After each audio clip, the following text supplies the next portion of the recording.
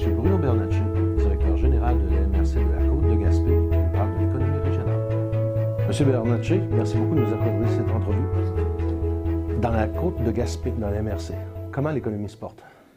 Actuellement, la situation est nettement meilleure qu'elle l'a été dans les dernières années. Depuis environ 5 ans, il y a différents aspects qui ont permis à l'économie de bien se replacer. Quels sont ces aspects? Entre autres, il y a la venue quand même de toute l'industrie entourant l'énergie éolienne. Donc, il y a eu l'implantation de plusieurs entreprises directement ou indirectement liées à cette industrie-là. Et dans les autres secteurs? On a évidemment un secteur qui est important pour notre MRC, c'est l'industrie touristique. Et ça, c'est aussi un volet où les entreprises ont pris goût à investir dans leur entreprise, développer des nouveaux services.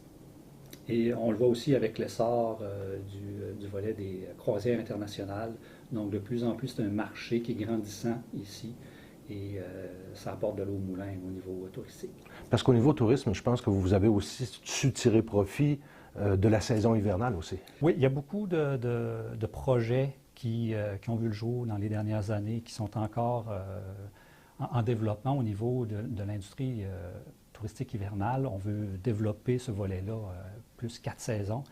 Mais le volet hivernal avec les sentiers de motoneige, entre autres, il y a eu beaucoup de travail qui a été fait, mais pas juste dans la MRC ici, mais beaucoup de concerts avec les MRC, l'ensemble des MRC de la Gaspésie, du Bas-Saint-Laurent, pour développer le sentier motoneige. Au départ, chez Choc-Forillon, mais maintenant on l'appelle Gaspésie, qui est vraiment un ensemble de boucles pour les motoneigistes qui parcourent l'ensemble du territoire gaspésien, du nord au sud, de l'est à l'ouest, incluant les MRC le long de la vallée de la Matapédia. Donc, motoneige, mais aussi le ski hors-piste qui est beaucoup en essor, entre autres avec une entreprise qui s'est basée là, à Murdochville, qui amène sa clientèle dans des paysages incroyables. Vous avez parlé tantôt de faiblesses et difficultés que la région a connues. Quelles leçons on a tirées de ces années difficiles-là? Bien, qu'il ne fallait pas nécessairement faire comme les autres, il fallait trouver son marché, un marché de niche, et plutôt vouloir cibler une clientèle plus précise avec des besoins particuliers et répondre à ces éléments-là. Donc, il y a la question de marché. Il y a des problématiques qui sont, je dirais, incontournables. Évidemment, l'éloignement de certains marchés importants, ça demeure une contrainte, mais il faut penser au-delà du cadre habituel et voir comment on peut pallier ces difficultés-là avec soit différentes technologies ou des projets où les distances ont moins d'importance. Au niveau des atouts régionaux, quels sont ceux sur lesquels vous voulez miser au cours des prochaines années? Justement, on travaille sur différents aspects. Il y a présentement un programme, le gouvernement du Québec, via la stratégie maritime, a identifié 16 zones industrielles-portuaires. Gaspé fait partie de ces 16 zones-là, donc on est en train de développer un plan pour le développement de cette zone-là. Donc, déjà, il y a des choses qui ressortent ici en termes de disponibilité, de terrain industriel dans les 3 parcs. On a un parc industriel à proximité du centre-ville de Gaspé. Il y a le parc industriel portuaire de Sandy Beach, plus pour l'industrie lourde, et il y a également un port de pêche situé à Rivière-Nord. Donc, c'est 3 créneaux distincts, mais avec lesquels on travaille ensemble. Donc ça, il y a des possibilités de développement à ce niveau-là. On a une main-d'œuvre qui est disponible, qui est aussi bilingue. Il y a quand même une bonne proportion dans la MRC de gens bilingues, donc ça aussi, c'est un élément qui aide. Il y a la disponibilité de la fibre optique. On a en Gaspésie, sur tout le tour de la péninsule, dont la MRC ici, donc un réseau de fibre optique intéressant qui a été mis en place avec l'aide de la Conférence régionale des élus il y a déjà plusieurs années. Donc, il y a une régie qui gère ce réseau-là. Donc, ça, ce sont quand même des éléments intéressants là-dessus. Vous avez parlé de main-d'œuvre. Je pense, si ma mémoire est bonne, avoir lu quelque part qu'au cours des 10 prochaines années, il va avoir besoin autour de 10 000 emplois dans la région de Gaspésie-les-Îles. pour la MRC de la Côte de Gaspé, ce problème-là existe en matière de... c'est-à-dire en termes de pénurie d'emploi ou de... Oui, on fait face à ce problème-là présentement, c'est évident. Si je prends l'exemple de LM Wind Power, qui, avec un nouveau contrat, était à la recherche de quelques centaines d'employés, de nouveaux employés. Aux dernières nouvelles, il était à 425, il voulait se rendre à 450, ça devrait être fait d'ici la fin de l'été. Mais c'est un travail qui est extrêmement difficile. Ils ont débuté à l'automne dernier, cette recherche-là. Donc, la problématique, c'est que souvent, c'est des emplois spécialisés qui vont nécessiter un diplôme particulier. Ou quand je dis spécialisé, on ne parle pas nécessairement d'études universitaires, mais techniques, professionnelles, mais plus pointues dans un domaine particulier. Donc ça, on ne fait pas exception de plusieurs régions du Québec. Il y a beaucoup de demandes à ce niveau-là. Et on est en lutte avec l'ensemble du Québec là, pour attirer la main-d'œuvre. Par contre, la région est en train de mettre en place un processus, une stratégie qu'on appelle la stratégie d'établissement durable, qui existe déjà, mais on veut donner quand même un bon coup. Et politiquement, l'ensemble des préfets dans la région veulent investir pour essayer de contrer cette problématique de démographie. Parce que si on réussit à attirer plus de gens dans le milieu, leur démontrant la qualité de vie, mais aussi qu'il y a des emplois disponibles, bien, ça viendrait là, probablement régler une partie de ce problème-là.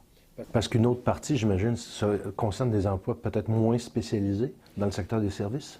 Oui, bien, services, commerce de détail, donc oui, des emplois exactement moins spécialisés. Là aussi, il y a des besoins, évidemment. Donc, c'est beaucoup relié à le volet démographique, aussi juxtaposé au vieillissement de la population. On est une des régions qui vieillit le plus rapidement au Québec, donc on cherche des solutions là-dessus. Mais il y a des emplois disponibles, des emplois de qualité aussi, donc c'est ce qu'il faut mettre en valeur. Au cours des dernières années, est-ce que les investissements privés ont augmenté dans la région? De façon générale, je n'ai pas de statistiques très précises, mais de ce qu'on peut voir des chiffres qu'on dispose, il y a un maintien de l'investissement privé qui est quand même important, qui, malgré les difficultés économiques qu'on a connues, s'est maintenu. Il y a eu différentes coupures au niveau des investissements gouvernementaux, mais le privé a continué à investir dans ces entreprises à différents niveaux, donc pour l'achat, la modernisation d'équipements, l'agrandissement de locaux. Donc oui, il y a eu un soutien qui a été offert par les différents paliers de gouvernement, donc investissement public, mais le privé demeure quand même au rendez-vous de façon assez importante. En termes d'entrepreneuriat, comment se porte l'entrepreneuriat dans la MRC de la Côte de Gaspé? L'entrepreneuriat, il y a beaucoup encore de travail à faire là. On essaie de travailler beaucoup avec les jeunes pour démystifier un peu ce qu'est l'entrepreneuriat. Il y a beaucoup de projets potentiels qui pourraient voir le jour. Ce qui nous manque, c'est des entrepreneurs. Souvent, l'entrepreneur a mauvaise presse. Mauvaise presse? Oui, j'oserais dire un entrepreneur qui réussit, c'est un voleur, un qui manque son coup à quelque part, c'est un bon rien. Okay. Malheureusement, ce n'est pas le cas. Donc, il faut là aussi travailler à valoriser le volet entrepreneurial, mais il y a de plus en plus de jeunes qui veulent se lancer, qui ont des projets extrêmement intéressants, des projets de niche, de nouvelles industries, de nouveaux services qu'on n'avait pas avant. Donc, une nouvelle vision, une nouvelle façon de voir les choses. Ça, c'est plus encourageant. Là où on a un problème, c'est au niveau de la relève. Il y a certaines entreprises qui sont bien implantées, mais il n'y a pas de relève familiale.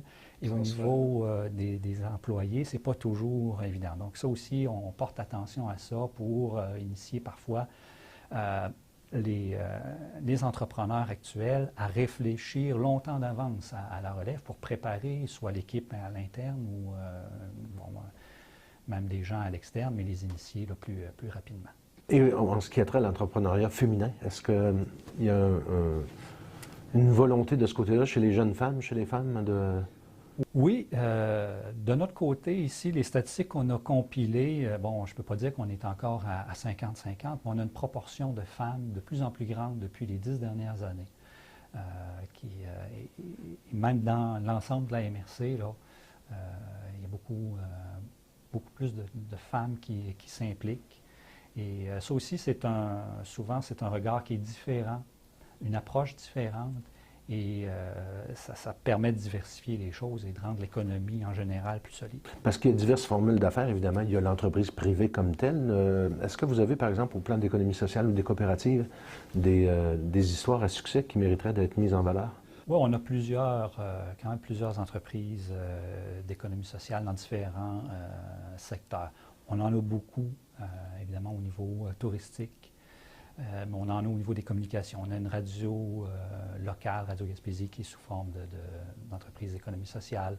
On a du service à domicile, donc multiservice, qui est basé dans le secteur de Grande-Vallée, mais qui couvre même un territoire au-delà de la MRC, qui est probablement notre plus grande, en termes d'employés, la plus grande entreprise d'économie sociale du territoire, et une des plus grandes en Gaspésie aussi, d'ailleurs. Donc ça, on a quand même beaucoup d'entreprises comme ça. On a souvent des événements, donc le village en chanson à Petite-Vallée qui organise le festival en chanson, qui est aussi une entreprise d'économie sociale. Donc, on en est extrêmement fiers. Le Festival Musique du bout du monde est aussi géré par une entreprise qui est reconnue comme entreprise d'économie sociale. En matière d'entrepreneuriat aussi, il y a beaucoup de petites microbrasseries qui semblent prendre leur envol. Oui, quand je parle de nouveaux types de projets qui voient le jour, on a 2 microbrasseries sur le territoire de la MRC qui voient le jour. Je dirais présentement, il y en a une qui est officiellement ouverte depuis très peu, une qui va voir le jour là, très prochainement. Et dans les 2 cas, il y a des femmes impliquées à la tête de ces 2 entreprises-là.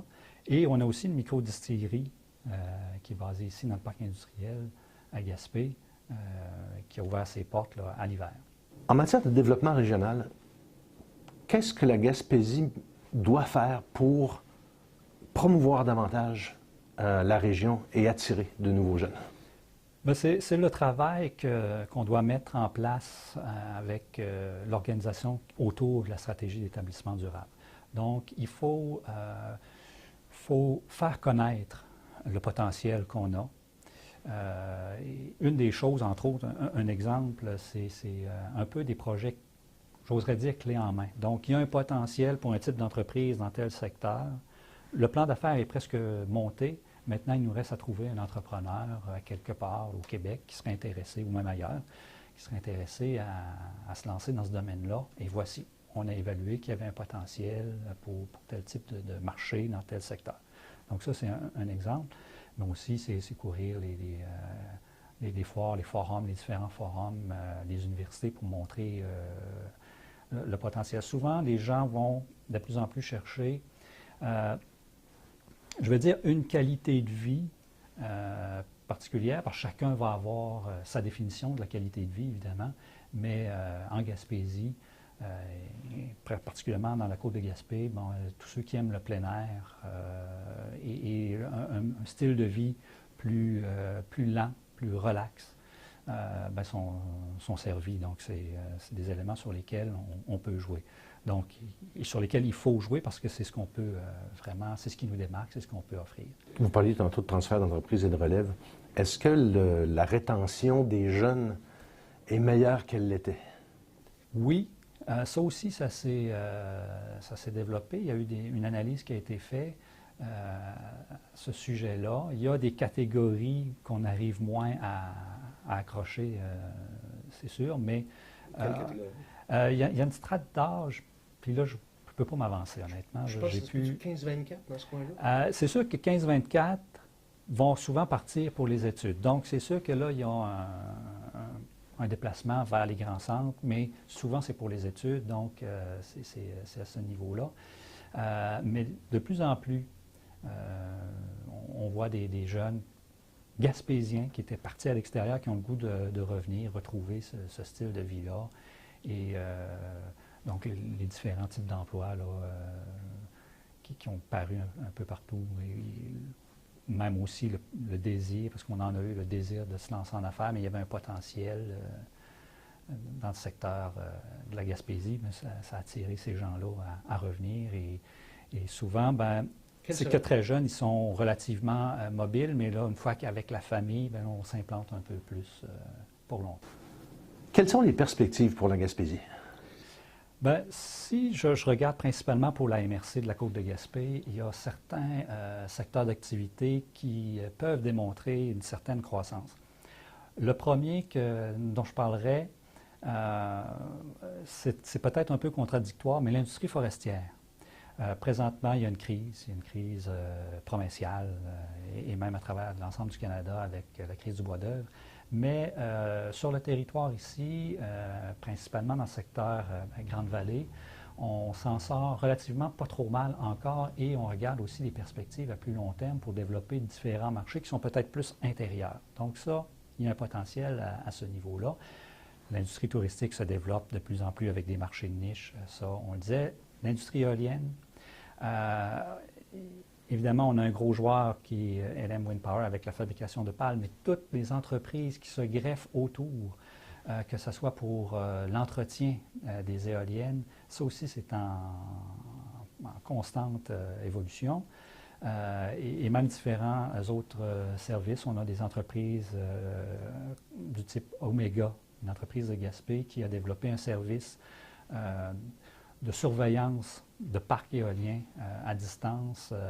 Et là, quand je parle de distance, peut avoir un client en Californie et eux sont basés, tout est fait par caméra, par système informatique. Donc, c'est vraiment de la haute technologie qui a été implantée. Donc, le volet technologie est aussi vraiment en train de prendre son essor. On a de plus en plus de petites entreprises en technologie qui se développent.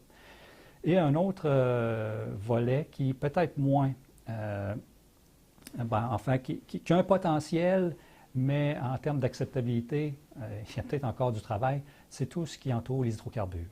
On a différents projets qui sont soit au niveau aussi au niveau du gaz naturel. Donc, présentement, il y a 2 projets là, relativement importants qui sont encore en phase d'exploration, dont un qui pourrait être en exploitation là, sous peu, probablement un BAP là, qui devrait voir le jour peut-être dans les prochains mois. Donc ça, c'est 2 volets, 2 projets sur lesquels beaucoup les gens là, font des espoirs là-dessus. Bon, création d'emplois, mais aussi pas. Il reste à voir est-ce que ça obtiendra l'assentiment de l'ensemble de la population. C'est perçu comment à l'heure actuelle? Jusqu'à présent, ces 2 projets-là ne causent pas trop de problèmes parce qu'ils sont éloignés des milieux habités. Donc, et les choses se font dans les règles de l'art jusqu'à présent. Donc, il n'y a pas vraiment de problème à ce niveau-là. Donc, c'est relativement bien accepté. Donc, mais on continue, au niveau de la MRC, on continue à suivre et discuter avec les 2 compagnies en question. Mais ça représente quand même des perspectives intéressantes là, à moyen et long terme. Quel serait le message que vous leur lanceriez pour revenir en Gaspésie ou venir s'établir en Gaspésie? C'est possible. Il y a des choses à faire. Il faut être prêt. Pour moi, quand on vient s'établir dans une autre région, comme la Gaspésie, c'est qu'on recherche, il y a quelque chose qu'on recherche particulièrement, au-delà d'un emploi en particulier. Donc, souvent, c'est un style de vie. Et quand ce style de vie-là nous plaît, on a exactement... C'est un paradis là, pour ces gens-là. On adopte. On adopte et on s'installe avec joie pour du long terme. M. Bernatchez, merci beaucoup.